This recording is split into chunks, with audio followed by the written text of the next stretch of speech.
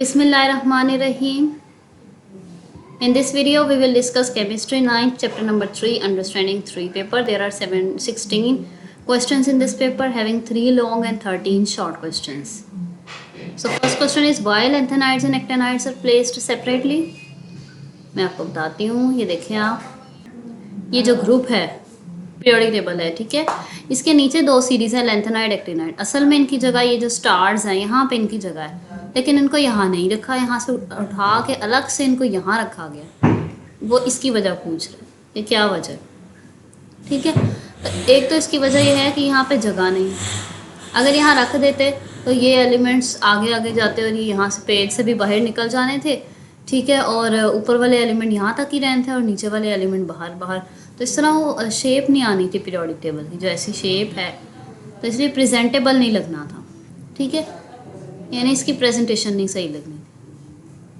Second reason ये था कि इनकी प्रॉपर्टीज़ भी ज़रा एक दूसरे से सिमिलर थी और इनसे थोड़ी डिफरेंट थी. ये ट्रांजिशन एलिमेंट्स हैं, ये डी ब्लॉक हैं, जबकि ये जो है एफ ब्लॉक है, ठीक है. तो ये इसलिए भी इनको नीचे रखा गया. अच्छा, खैर आपने आंसर में क्या लिखना है,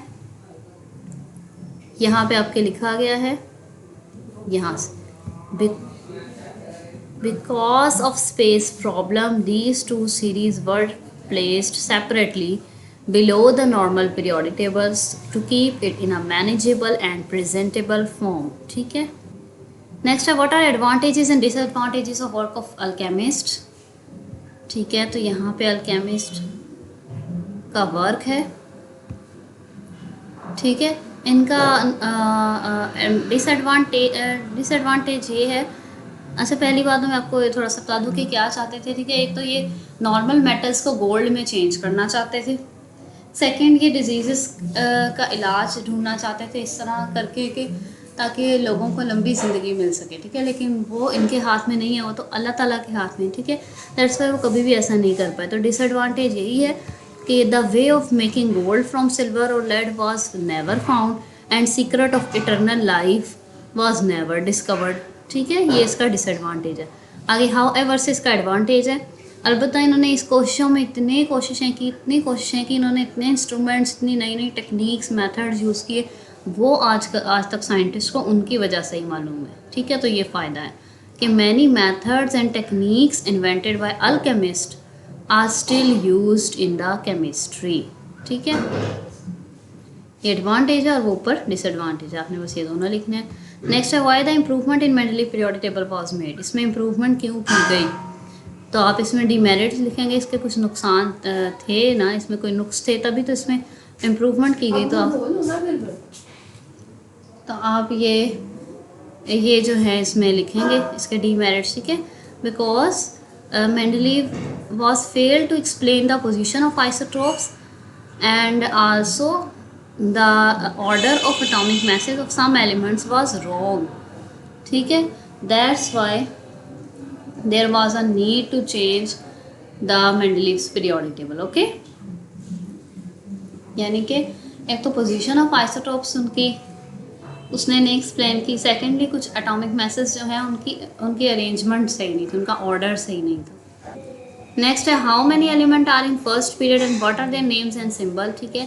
फर्स्ट पीरियड में कितने एलिमेंट हैं, तादाद लिखनी है आपने. 2 एलिमेंट्स हैं सिर्फ, ठीक है. फिर आपने उनके नेम्स लिखने हैं, हाइड्रोजन एंड हीलियम, ठीक है. उसके बाद आपने उनके सिंबल लिखने हैं. हाइड्रोजन का सिंबल H, हीलियम का सिंबल He, ठीक है. Why fluorine has greater electron affinity as compare to chlorine, ठीक है. इनकी आपने रीज़न बतानी है.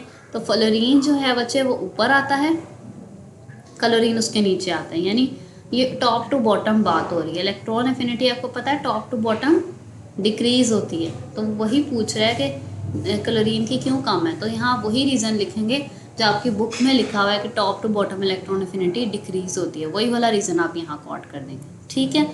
तो इन सिंपल वर्ड्स मैं कह सकती हूँ, due to the smaller size of fluorine has greater electron affinity as compare to chlorine, ठीक है. Next, how many element are placed in fourth period. तो बच्चों फोर्थ पीरियड के अंदर 18 इलेक्ट्रॉन्स आते हैं, ठीक है. There are 18 elements in the fourth period, elements आते हैं. नेक्स्ट है why the size of atom decrease in period, एक पीरियड के अंदर साइज क्यों डिक्रीज होता है। So here is answer, when we move from left to right in a period although atomic number increase yet the size of atom decrease, ये यहाँ से लेके पूरा पैराग्राफ आएगा, ठीक है। अच्छा, इसका मैं आपको ब्रीफली बता दूँ कि होता क्या है कि लेफ़्ट टू राइट जब आप मूव करते हैं पीरियड में एटॉमिक नंबर बढ़ता है। एटॉमिक नंबर मींस प्रोटॉन की तादाद बढ़ती है, न्यूक्लियस के ऊपर चार्ज बढ़ता है। जब न्यूक्लियस का चार्ज बढ़ता है तो वो अपने बाहर वाले इलेक्ट्रॉन्स को ज़्यादा फोर्स के साथ पुल करके रखता है, खींच के रखता है, जिसकी वजह से साइज़ जो है वो सिकुड़ जाता है, कॉन्ट्रैक्ट हो जाता है, छोटा हो जाता है। नेक्स्ट है give the trend of ionization energy in period, trend लिखेंगे, रीज़न और साथ एग्जाम्पल। तो ये पीरियड के अंदर पूछी गई है तो ये वाला पैराग्राफ आ जाएगा पूरा, ठीक है, बल्कि यहाँ तक आ जाएगा, ठीक है। लेफ़्ट टू राइट जब आप जाते हैं आयनाइजेशन एनर्जी इंक्रीज़ होती है, ट्रेंड तो ये है कि इंक्रीज़ होती है, ठीक है। उसकी वजह क्या है कि जब आप लेफ़्ट टू राइट जाते हैं एटॉमिक नंबर, वही वजह जो अभी साइज़ की पड़ी है, एटॉमिक नंबर बढ़ता है। एटॉमिक नंबर मीन्स प्रोटॉन्स की तादाद, यानी न्यूक्लियस का चार्ज बढ़ता है। तो न्यूक्लियस जो है वो अपने वैलेंस इलेक्ट्रॉन, वैलेंस का मतलब बाहर वाले सबसे आउटर मोस्ट इलेक्ट्रॉन, उनको ज़्यादा स्ट्रॉन्गली हेल्ड करके रखता है, ठीक है। इस वजह से उनका निकलना बहुत मुश्किल होता है, ठीक है। उनको निकालने के लिए, इलेक्ट्रॉन्स को निकालने के लिए बहुत ज़्यादा एनर्जी रिक्वायर होती है, तो इसलिए आयनाइजेशन एनर्जी बहुत ज़्यादा होती है, ठीक है। एग्जांपल आप लिख सकते हैं कि ionization energy increases from lithium to neon, ठीक है। साथ साथ आप लिथियम की ये भी लिख सकते हैं, lithium 520 and neon 2081, okay. Next है जी, why is it difficult to remove an electron from halogen, halogen में से इलेक्ट्रॉन का निकलना मुश्किल है, व्हाई, ठीक है बच्चों। हैलोजन जो है यह बहुत ही राइट कॉर्नर पे आते हैं पीरियोडिक टेबल के राइट साइड पे, ठीक है। तो उसमें से इलेक्ट्रॉन निकालने के लिए जो एनर्जी रिक्वायर होती है उसे क्या कहते हैं, आयनाइजेशन एनर्जी, ठीक है। यानी ये आयनाइजेशन एनर्जी का ट्रेंड पूछ रहा है, जो लेफ़्ट टू राइट है, राइट साइड वालों में क्या होता है, इंक्रीज़ होता है, ठीक है। तो इसलिए हैलोजेंस की आयनाइजेशन एनर्जी ज़्यादा है, जो उसकी रीज़न है कि left to right ionization energy बढ़ती है, वही यहाँ पे रीज़न आएगी, ठीक है। तो मैं आपको बता देती हूँ कि क्या होगा, due to the greater nuclear charge of halogen, ठीक है, the force of attraction of nucleus towards the outer most electron is strong, so removal of electron is difficult from the outer most electron of halogen, ठीक है। क्या है इसका मतलब, इसका मतलब ये है कि हैलोजन जो हैं उनके साइज़ नहीं सॉरी उनके एटॉमिक नंबर्स बहुत ज़्यादा हैं, उनका न्यूक्लियस का चार्ज बहुत ज़्यादा है, तो न्यूक्लियस जो है उसके बाहर वाले इलेक्ट्रॉन को बहुत ज़्यादा फोर्स से हेल्ड करके रखता है, इसलिए उन इलेक्ट्रॉन्स का निकलना बहुत मुश्किल है, ठीक है। नेक्स्ट है why is the trend of electron affinity and electron negativity same in period, यानी इन दोनों के ही ट्रेंड पीरियड में सेम होते हैं, दोनों ही पीरियड के अंदर इंक्रीज़ होती हैं, ठीक है। कहते हैं कि क्यों, तो आप लिखें बिकॉज दोनों ही इलेक्ट्रॉन्स के लिए अट्रैक्शन है, ठीक है। The trend of electronegativity and electron affinity is same in period, that is increase from left to right in a period because both increase from left to right in a period because आप लिखेंगे कि because both are attraction for electrons, ठीक है। और फिर आप इनका किसी भी एक का रीज़न उठा के लिख देंगे जो इनके बुक में मेंशन है, ठीक है, कि because left to right nucleus charge increases, so attraction for nucleus और attraction for electrons also increases. Why the size of atom decrease in a period, ठीक है। इसमें आपके पास रीज़न है साइज ऑफ एटम की, ठीक है, पहले भी आया था एक क्वेश्चन, तो उसी तरीके से आप यहाँ पे भी इसका आंसर लिखेंगे दोबारा से, ठीक है। Which element has highest electronegativity, किसकी इलेक्ट्रोनेगेटिविटी ज़्यादा होती है, तो फ्लोरीन की इलेक्ट्रोनेगेटिविटी सबसे ज़्यादा है पूरे पीरियोडिक टेबल में, ठीक है। Fluorine has the highest electronegativity that is 4, उसकी वैल्यू है 4, वैल्यू का भी मार्क मिलेगा, ठीक है। यहाँ से मार्किंग कैटेगरीज अभी तो शो हो रही हैं लेकिन बाद में शो नहीं होंगी ये कैटेगरीज, ठीक है। तो आपको खुद ही याद होना चाहिए कि आपने क्या क्या लिखना है। How many elements are in third period, तो थर्ड पीरियड में कितने एलिमेंट्स आते हैं, 8 elements, there are 8 elements in the third period. ई बीप्स तालीम व तरबियत और इम्तहानों की तैयारी का जदीद और अपनी किस्म का एक मुनफरिद निज़ाम है जो आपको घर बैठे ऑनलाइन तरीके से ना सिर्फ इम्तहानों की तैयारी खसूसी अंदाज में करवाता है बल्कि ये भी बताता है कि आपकी अब तक की तैयारी का मायार क्या है, तैयारी में क्या क्या खामियां हैं, ये खामियां कौन सी किताब के कौन से हिस्से में हैं, कौन सी गलती आप बार बार दोहराते हैं और अब तक के दिए गए पर्चों में आप ये गलती कितनी बार दोहरा चुके हैं और किस किस सवाल में आपने ये गलती दोहराई है, इस गलती को दूर कैसे किया जा सकता है।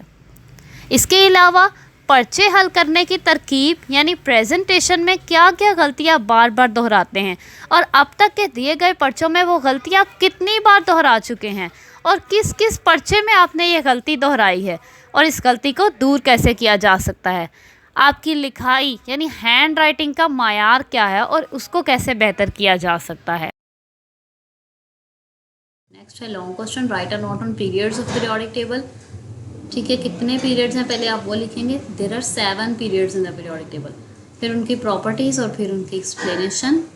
ओके, तो ये आपके पास प्रॉपर्टीज़ आ जाएंगी, ठीक है, लेकिन स्टार्ट में आपके पास एक्सप्लेनेशन आ गई। ठीक है, क्या है जी, फर्स्ट पीरियड को शॉर्ट पीरियड कहते हैं बिकॉज इसमें सिर्फ 2 एलिमेंट्स हैं, कौन कौन से, हाइड्रोजन एंड हीलियम।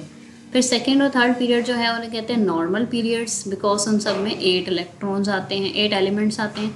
फिर जो सेकेंड पीरियड है उसके अंदर कौन कौन से 8 एलिमेंट्स हैं, lithium, beryllium, boron, carbon, nitrogen, oxygen, fluorine and ends at neon, neon पे एंड होगा। ठीक है, फिर फोर्थ एंड फिफ्थ पीरियड जो है उन्हें लॉन्ग पीरियड कहते हैं। ठीक है, उन्हें लॉन्ग पीरियड कहते हैं, उनके अंदर कितने आते हैं, 18 एलिमेंट्स आते हैं। फिर सिक्स एंड सेवन पीरियड्स जो है उन्हें वेरी लॉन्ग पीरियड्स कहते हैं। ठीक है, और उसमें ठीक है उनके अंदर जो है क्या होता है कि 6 पीरियड के अंदर 32 इलेक्ट्रॉन्स आते हैं और 7th पीरियड में 23 एलिमेंट्स आते हैं। एलिमेंट 6th में 32 एलिमेंट्स, 7th में 23।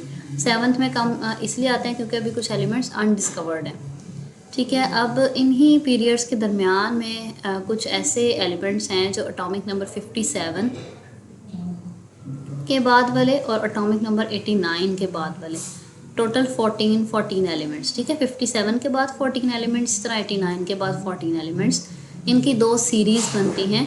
ठीक है, उनको भी यहीं पे रखा गया, लेकिन स्पेस प्रॉब्लम की वजह से उन्हें पीरियोडिक टेबल से नीचे शो किया जाता है to be represented in a presentable form. ठीक है, तो जो इन दोनों सीरीज़ हैं उनके नेम हैं लेंथेनम, लेंथेनाइड एंड एक्टिनाइड्स। ठीक है, क्यों, क्योंकि जो एटॉमिक नंबर 57 है उस एलिमेंट का नाम है लेंथेनम, तो इसलिए उस सीरीज़ को कहते हैं लेंथेनाइड, वो लेंथेनम से स्टार्ट होती है। इसी तरह एक्टिनाइड सीरीज़ एक्टिनियम से स्टार्ट होती है, जिसका एटॉमिक नंबर है 89। नेक्स्ट ये प्रॉपर्टीज़ हैं कि तमाम जो पीरियड्स हैं वो अल्कली मेटल से ही स्टार्ट होते हैं और नोबल गैस पे ख़त्म होते हैं। ठीक है, हर देखें हर ये जो पीरियड हैं यहाँ से शुरू होता है और यहाँ ख़त्म होता है ना पीरियड, तो ये जो है ये अल्कली मेटल्स हैं और यहाँ पे ख़त्म होता है ये सारी नोबल गैसेस हैं। ठीक है, सिवाय फर्स्ट पीरियड के। फर्स्ट पीरियड में जो है हाइड्रोजन है ये अल्कली मेटल नहीं है, ये मेटल ही नहीं है, ये गैस है। ठीक है, लेकिन इसका एटॉमिक नंबर 1 है इसलिए इसको यहाँ रखा गया, अलबत्ता ये मेटल नहीं है। ठीक है, सो it is to be of the number of elements in a period is fixed because maximum number of electrons। ठीक है, कह रहा है कि एलिमेंट्स की तादाद पीरियड में फ़िक्स है इस वजह से क्योंकि इनके वैलेंस शेल जो इलेक्ट्रॉन होते हैं वो एक जैसे होते हैं। Next, define electron affinity, why it increases in a period and decreases in a group of the periodic table. Okay, so electron affinity defined as amount of energy released when an electron is added in the outermost electron of an isolated gaseous atom। ठीक है, यानी एक isolated gaseous atom है। Gaseous means जिसमें electron बहुत दूर दूर होते हैं। गैस स्टेट ही वो होती है जिसमें पार्टिकल बहुत दूर दूर हों। ठीक है, तो यहाँ पे हमने गैसियस स्टेट ही लेनी है क्योंकि जब पार्टिकल्स दूर दूर होंगे तो उनमें इलेक्ट्रॉन एक ऐड करना आसान होगा। ठीक है, तो इस वजह से गैसियस एटम ही लेते हैं। जब वो कहता है कि कोई एटम हो, ठीक है, उसके आउटर मोस्ट इलेक्ट्रॉन के अंदर, आउटर मोस्ट शेल के अंदर किसी इलेक्ट्रॉन को ऐड कर दिया जाए, बाहर से कोई और इलेक्ट्रॉन ऐड कर दिया जाए, तो उसमें एनर्जी जितनी रिलीज़ होती है उसे कहते हैं इलेक्ट्रॉन एफिनिटी। ठीक है, तो एनर्जी जब रिलीज़ होती है तो माइनस साइन आता है, ठीक है, और डेल्टा एच से रिप्रेजेंट करते हैं, किलो जॉल पर मोल इसका यूनिट है। तो ये फ्लोरीन है, फ्लोरीन ने एक इलेक्ट्रॉन लिया, इलेक्ट्रॉन में माइनस चार्ज है, ठीक है, जब इलेक्ट्रॉन ऐड होता है तो फिर माइनस चार्ज आ जाता है, माइनस, ठीक है। एफिनिटी मीन्स अट्रैक्शन, एफिनिटी का मतलब है अट्रैक्शन, यानी कि इलेक्ट्रॉन एफिनिटी का मतलब है इलेक्ट्रॉन के लिए अट्रैक्शन कितनी है, कौन इलेक्ट्रॉन को लेना चाहता है उसकी इलेक्ट्रॉन एफिनिटी ज़्यादा हो, ठीक है, जो इलेक्ट्रॉन को लेना चाहता है उसकी इलेक्ट्रॉन एफिनिटी ज़्यादा हो। तो यहाँ उसने एग्जांपल फ्लोरीन की दी हुई है। उसके अलावा अब इसके ट्रेंड्स हैं, ऊपर से नीचे इलेक्ट्रॉन एफिनिटी जो है वो डिक्रीज़ होती है और लेफ़्ट टू राइट इंक्रीज़ होती है, ठीक है। तो ये लेफ़्ट टू राइट का पहले ट्रेंड है कि इंक्रीज़ होती है, उसका रीज़न लिखा गया है नीचे। क्या रीज़न है बच्चों? क्योंकि लेफ़्ट टू राइट न्यूक्लियस का चार्ज बढ़ता है, प्रोटॉन्स की तादाद बढ़ती है।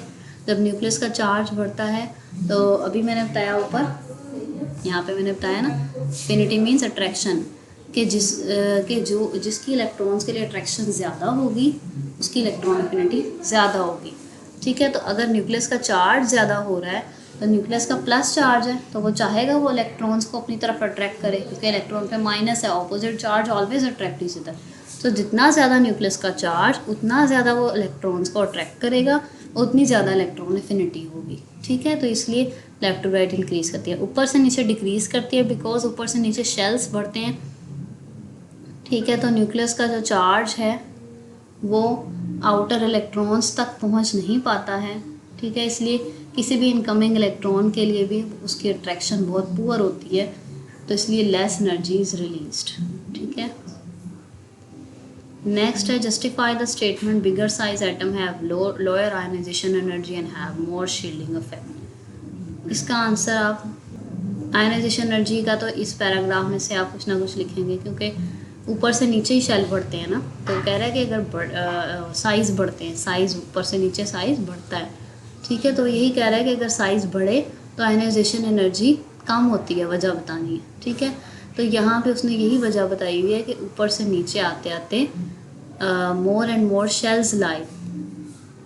आप लिखेंगे as we move down the group due to more size more and more shells lie between the valence shell and the nucleus. तो ये आप यूँ इसको लिखते जाएंगे, ठीक है।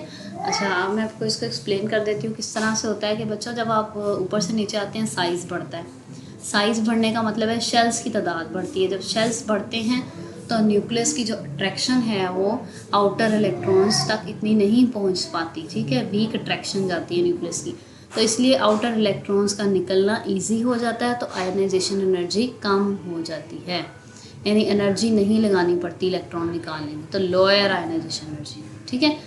और नेक्स्ट उसने कहा शील्डिंग इफेक्ट ज़्यादा होता है बिगर साइज़ का, उसकी भी रीज़न लिखें, ठीक है।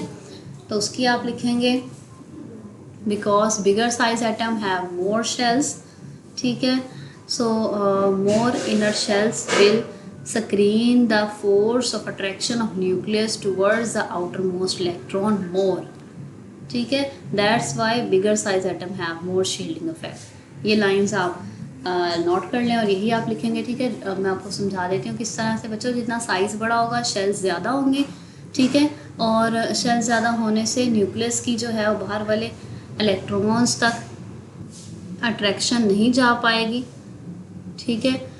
ये देखें यहाँ पे शेल्स ज़्यादा हैं तो न्यूक्लियस की बाहर वाले इलेक्ट्रॉन पे अट्रैक्शन नहीं जा पा रही, ठीक है, क्योंकि इनर इलेक्ट्रॉन्स इनके दरमियान रुकावट बन रहे हैं, ठीक है। तो this is a more shielding effect, ठीक है, बिगर साइज मोर शील्डिंग इफेक्ट। तो ये चीज़ आप मेंशन करेंगे।